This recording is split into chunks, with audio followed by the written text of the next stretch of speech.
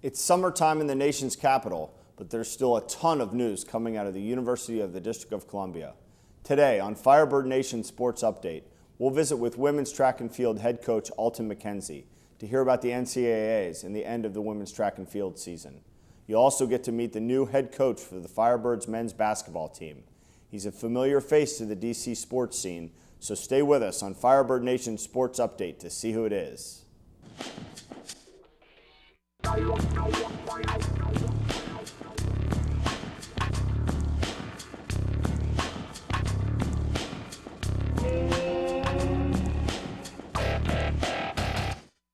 Hello, this is Firebird Nation Sports Update, your inside look at the University of the District of Columbia athletics. I'm your host, Matt Rienzo. The UDC athletic department is on the rise, so come fly with the Firebirds.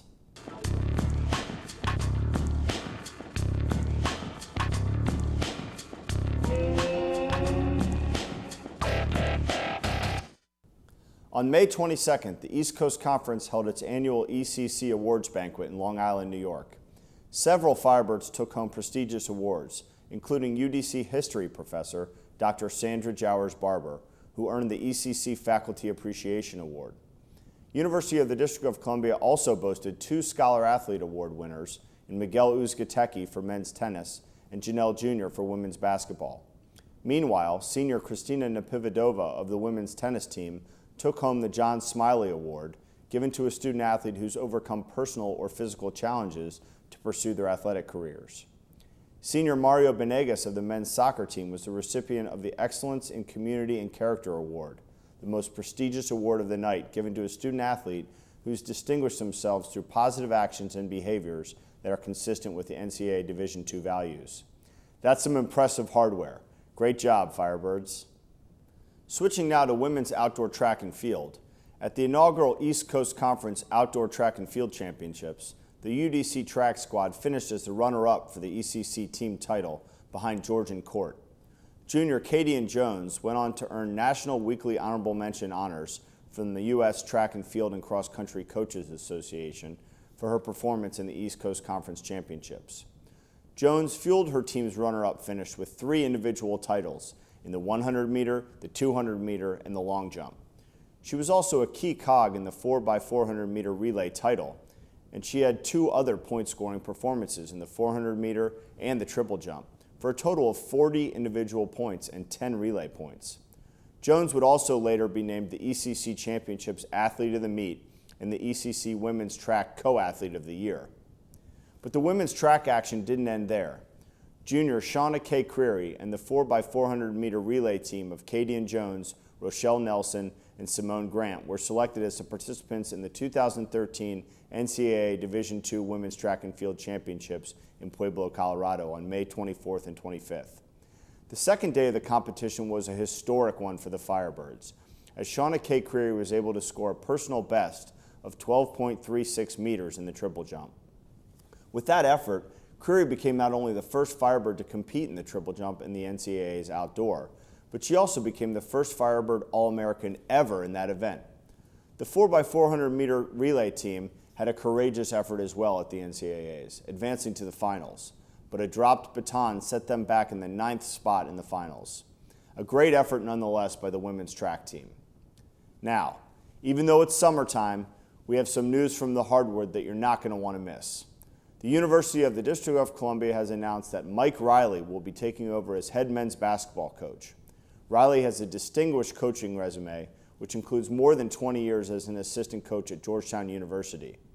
He was also an assistant coach on the 1988 Olympic basketball team that earned the bronze medal. Riley is no stranger to the University of the District of Columbia in that he served as Associate Director of Athletics for Internal Operations at UDC since 2009. Riley is a Washington, D.C. native through and through, as he went to Cardozo High School and then went on to play basketball at Georgetown University. Seems like the Firebirds got a great one in Coach Riley. We'll all be looking to see how he can elevate the program back to the heydays of the early 1980s. We're going to take a short break, but when we return, we'll visit with the new head men's Firebirds basketball coach, so stay right there.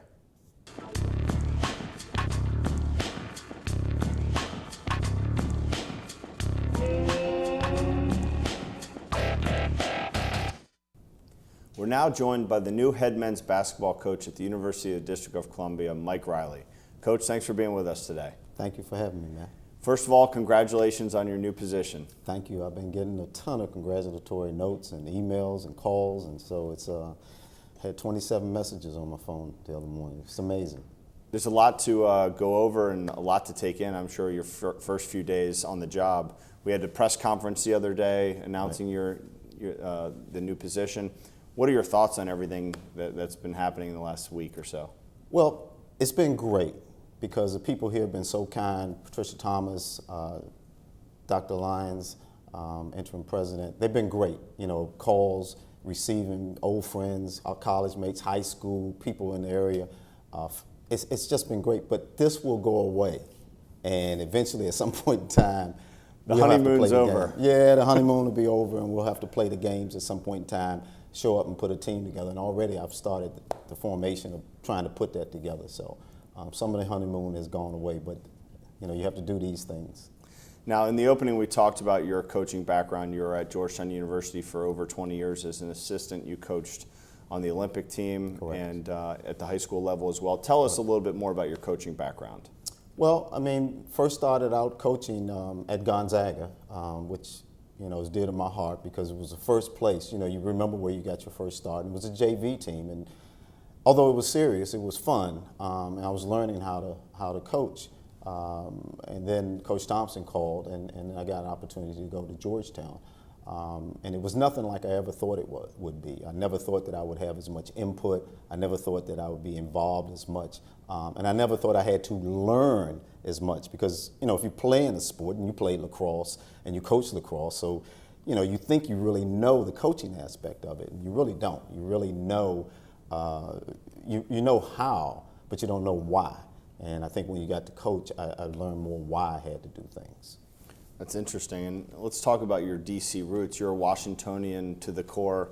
You grew up on 14th Street Northwest, went to Cardozo High School. Tell us about being a D.C. guy. Well, growing up in Washington, D.C. is great because, you know, if you're involved in basketball, when we grew up, we played basketball all the time. We played at the different playgrounds in the neighborhood. We really didn't go to the gyms as much except for 12th Street Y.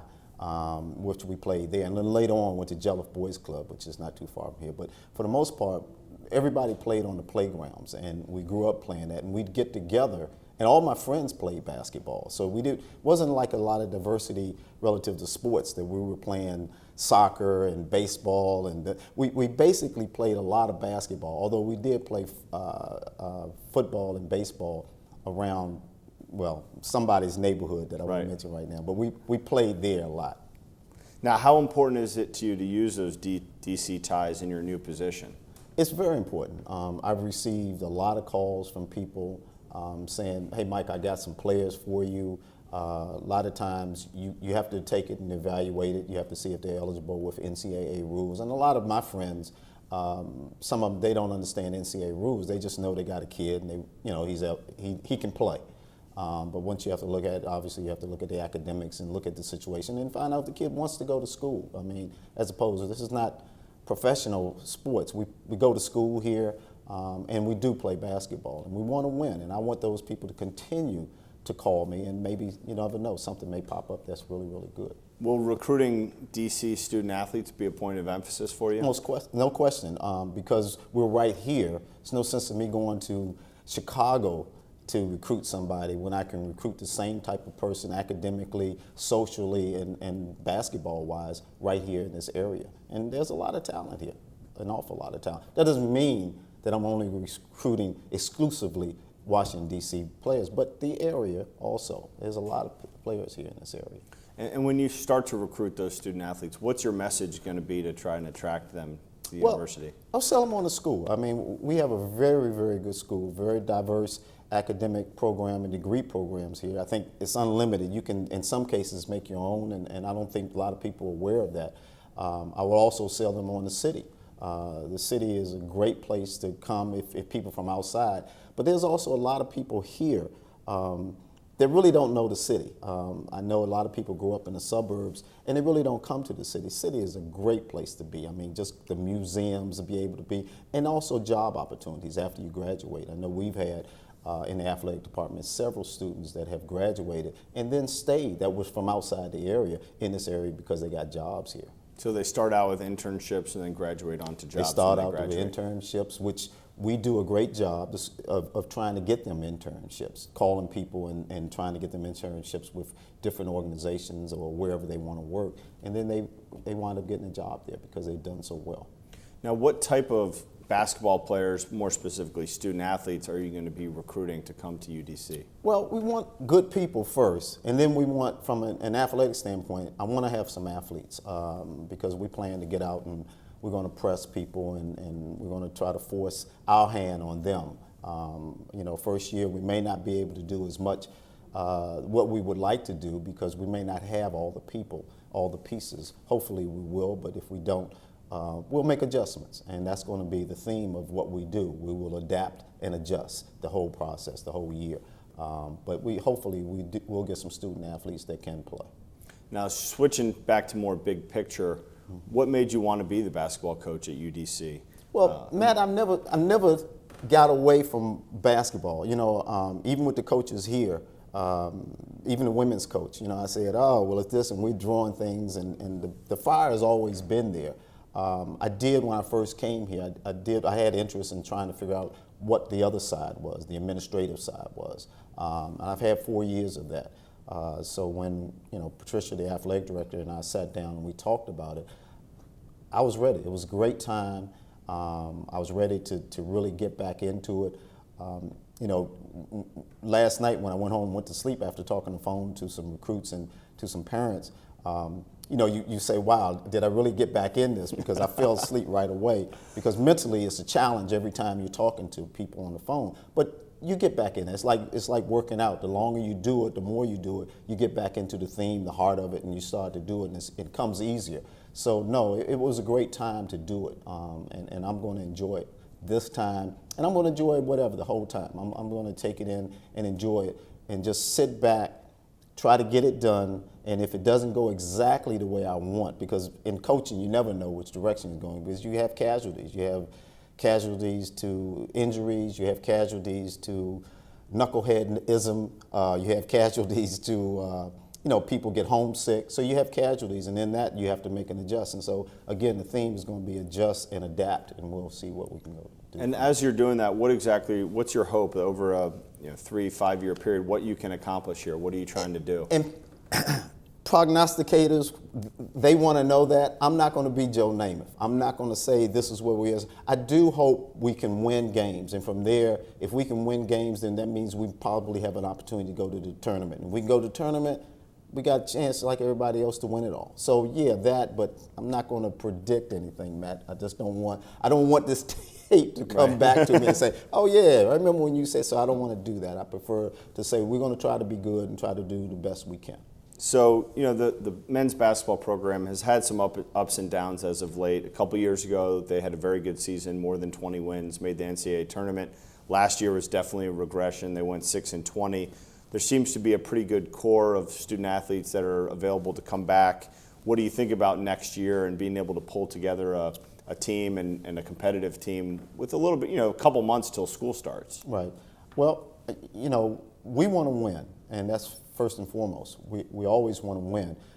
But I think before you just go in and try to win at all costs, I think you have to start a program. You have to build a program, because we don't want to be up and down. What we want to try to do is be consistent. The university talks about sustainability all the time, and that's what we want to do. We want to sustain a team that's good every year, that may not be in a position to win it based on graduation, based on kids coming or going or not as good as we thought they were. But we do want to have a good team, and I think you have to build a program, and we have to put the steps, the pieces in place so we can have that and do that each year. So that's what we plan to do, build a program. And after that, then we can talk about, well, I'll feel more comfortable saying, oh, this year we're going to be good. Right now, even with the people coming back, I mean, I'm watching the Washington Nationals, and last year they were very good. They got all the pieces coming back. This year they're not as good. So I don't know if that always count, because you have that core there. You got to wait and see, because I'm going to be putting in a little bit different system than what they have.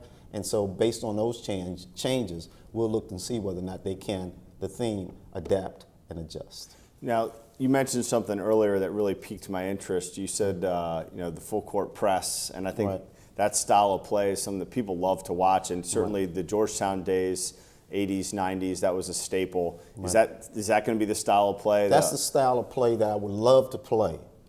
If we have the people here, if we have the people here to do them right away, then we'll see that right away. If not, then I'll make an adjustment. I'm not going to force people to do something maybe that they can't do. From what all I can see, I think we have good athletes and may be able to accomplish that. But until you get them out on the court, until you start working on, until we actually do it, because there's a difference between a person that can run and will run. You may have people that can do something, but they just don't want to do it. And so you can't make people do it. So I think that when you play that style, you got to be in shape and you got to force yourself. And you got to have that mindset as well. You have to have a mindset. That's a good way of putting it. We have a couple minutes left, just a couple more questions.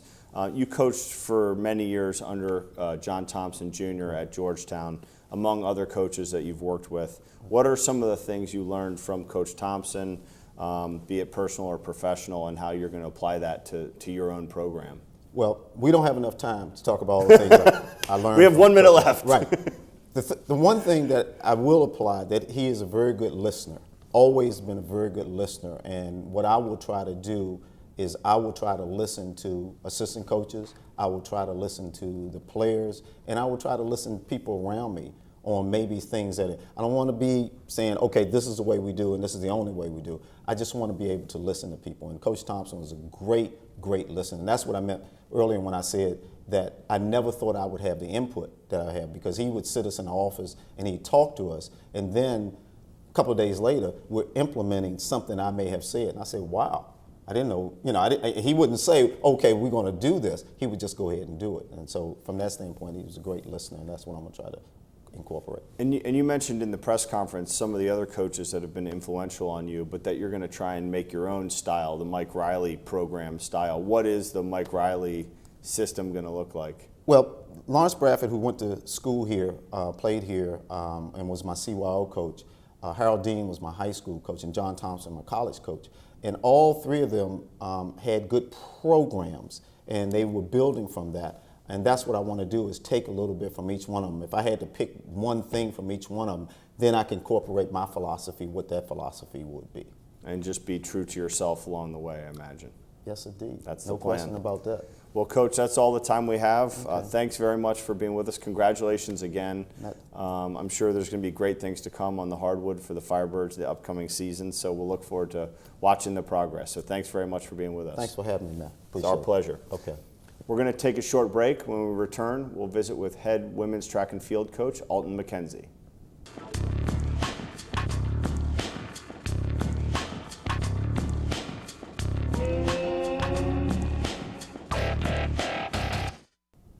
We'd now like to welcome UDC head women's track and field coach Alton McKenzie.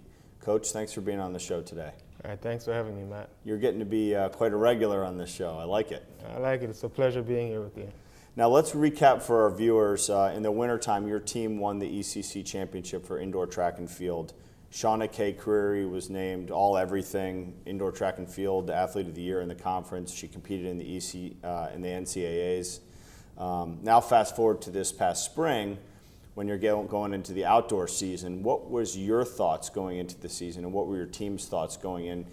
Trying to repeat off the indoor season. What were your team's thoughts going into the spring? One of the main things was to be able to compete at a high level once again as we did indoor, because we knew outdoor would be tougher, and we wouldn't be sneaking up on anyone. There wouldn't be any surprise based on what they saw indoor. So the challenge was trying to keep their intensity up, and also to bear in mind that there were more field events outdoor, so it would be tougher for us. There would be more events added that we wouldn't be participating in, so it would be even tougher for us to pull off winning outdoor. So it was to make sure we understood it would be more challenging.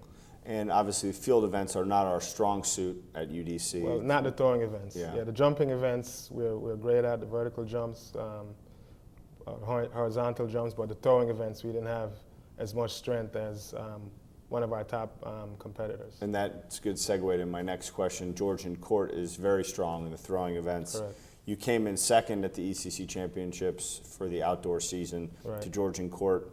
With success comes high expectations. Obviously, you set the bar yourself, and other people see that success and they expect you to be good again. Right. Were you disappointed not winning, or were you satisfied and pleased with your second place performance? Actually, I felt like we won, and I said that to them. I said, we won today. It wasn't a matter of we got beaten as far as the point total, but we were as dominant on the second day as we were indoor. I think even more dominant in some of the sprint events. To have 6 finalists in the 100 meters, have the top 5 or 6 times in the 200. To me, that's still showing that we were, we had class in the sprints, and that was recognized. So I didn't feel like we lost. We put on a tremendous showing on Sunday, and we still had the Athlete of the Year outdoor, or co-athlete of the year outdoor with Katie and Jones. So that spoke to the quality that we reflected and showed on the track and even in the field from Saturday. So you take a very positive outlook on it. Did your student athletes feel the same way, or were they disappointed and they need to be convinced that it was a positive thing? To be honest, Matt, it was an in-between, because they knew, it wasn't a surprise that we knew that we were going to have a challenge matching Georgian Court based on how strong they were in the throwing events. But they wanted to win. And I think they were even more optimistic and hopeful than I was, because I did the calculation the day before, and I said it would take a miracle for us to overcome. On the first day, it was 110 to 37 points after one day. And the second day we ended up having 162 to I think 210. So that speaks to how dominant we were on the second day. But they were positive. That's great. And you told me over the wintertime that in regards to the indoor track and field season, you put a lot of runners into some events, put everyone into certain events. Were you able to do that in the outdoor season, and how did that work out for you? We were able to, and that's pretty much the only way we can compete with on a team level when we have only 14 athletes outdoor. The only way we can compete is to do that. So Katie and Jones, for example, had to do 6 events. That's how we ended up where we were. Shauna had to do 5 events. Simone Grant had to do, I think, 4 events. So it was as difficult. The difference is outdoor you have 2 days. It's still tiring. So you can actually, in a sense, focus on the track on Sunday, and Saturday was all about the field events. So it is as difficult, and you can do it, and that's the reason why we prepared how we did during the fall to be able to do that during the outdoor season. That's very interesting, and let's talk a little bit about junior Katie and Jones. At the ECC Championships, we mentioned it in the opening, she had 3 individual titles in the 100, 200, and the long jump. She was a key contributor in the relay, the 4x400 meter relay. She scored points in the 400 and in the triple jump. She had 40 points. It sounds like a reverse of what Shauna Kay did in the indoor. She had 40 individual points, 10 relay points. She was ECC Championships Athlete of the Meet, Co-Athlete of the Year in the conference. She got some other awards as well, your team MVP. All those accomplishments and accolades, what has she meant to your program? Well, she's the leader of the program, and not just based on what you just talked about, but in her work ethic and how she approaches training every day. And so I'm definitely going to come and say this on your show. If I had every athlete as focused and as dedicated as she would be, we would have an even better team than we currently have. Her results speak to the work that she's put in the entire year to get to where she's gotten to. It's not an easy feat to run the 400 hurdles. The first time she ran it all year was at our conference championship. So that speaks to the kind of athlete that she is. And she voluntarily, when I asked her about it, she didn't hesitate to say, if that's going to help us win, I'll happily do it. It shows a lot of grit and determination and toughness as well. Now let's fast forward again to the NCAAs. You had 5 student athletes compete in Pueblo, Colorado. Tell us about that experience. It was a wonderful experience being out in Pueblo. The air was very thin, so that made it challenging to adjust to competing in that environment. That's the first time I'd ever been in altitude that high, and I had a hard time breathing, so you can imagine how they felt. But it was great to be at a national championship. It was the first time that I went as for the outdoor season. It was the first time I took more than one person to a championship compared to what we did indoors. So to me, it was more of a team environment. It almost felt like half of our team went. When you think of how big our squad is, to have 5 people go, it felt like pretty much half of our team went. So was a wonderful experience. I think the results speak to them, for itself as far as how we competed. And I couldn't say more about how proud I was of how they competed at the national championship. And to end your season at the national championship pretty much says you've had a good year. Now, we talked about Katie and Jones. She was part of the 4x400 meter relay. Shauna K. Creary became the first All-American in her event because of her performances at the NCAA. I think you've got a certificate. Let's hold that up and show that to the camera. Yeah. So. That's impressive, and obviously congratulations to her and to you for having an All-American. Thank you. She's the real deal, isn't she? She is. You think about in the triple jump, she started jumping in January. That's the first time she jumped was in January. So just to put it in perspective, this is someone who hasn't jumped more than maybe 20 times in her career in the triple jump, and to be an All-American in that event for the first time she's competed in it outdoor. And she didn't jump a lot outdoor either because she had a knee issue. So there's a lot of room to grow in the event, and she's starting to get the love of the triple jump, which is going to be very good for next year. Tell us about, we only have a little bit of time left, tell us about the 4x400 meter relay team, their performance at the NCAAs. Well, it was tough to make it in. We snuck in, and then we snuck into the final. We had a tremendous race in the final. Unfortunately, part of being on relay, sometimes the baton can do things you don't want it to do, so we ended up having a baton issue, and we dropped the baton on the ankle leg, but we ran a tremendous But you made it to the finals, yeah. and we're doing well up to that point. Geraldine Benjamin ran a superb second leg after getting the stick from Katie and Jones. Rochelle Nelson ran a great third leg. Simone Grant ran a tremendous leg in the heats to make it to the final. The team that won the national championship had to lean at the line to beat us to get into the final. So we had a tremendous year, and to run what we did in the 4x4 after struggling to qualify just to get in speaks volumes to how good they competed and where we ended the season. Well, that's great, Coach. Congratulations on a great outdoor season following the indoor season and NCAAs and all those amazing accolades for your student athletes. So congratulations, and we'll look forward to getting ready for next season and cross country and then indoor again. So best of luck to you, and thank you. Thank you so much, Matt. We appreciate it.